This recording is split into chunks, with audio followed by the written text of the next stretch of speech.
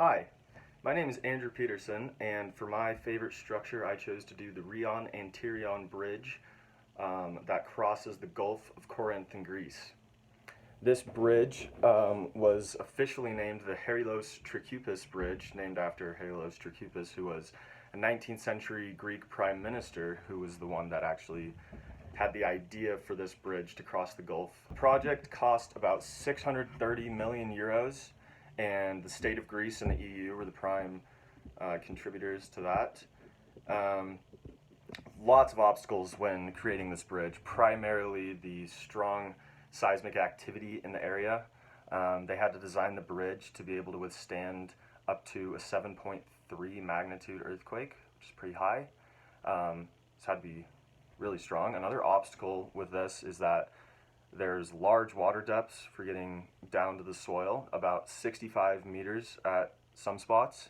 And then once they got to the soil's very deep and lots of silty clays, and they didn't encounter bedrock even up to 100 meters down into the soil. So construction changed based on that. So this led to a little bit more of an unconventional bridge construction method. So it is the longest cable-stayed deck ever built, and it is completely suspended, and this is to reduce some of the seismic forces. So the actual structural system of the bridge is a cable-stayed bridge and is built on 4 large foundations distributed over about 2,500 meters. So each of these foundations has a 90-meter caisson that rests on top of the seabed. And because of the seismic activity in the loose soil, they drove about 200 hollow steel pipes into each of these foundations, and they're about 40 meters long to help with some support.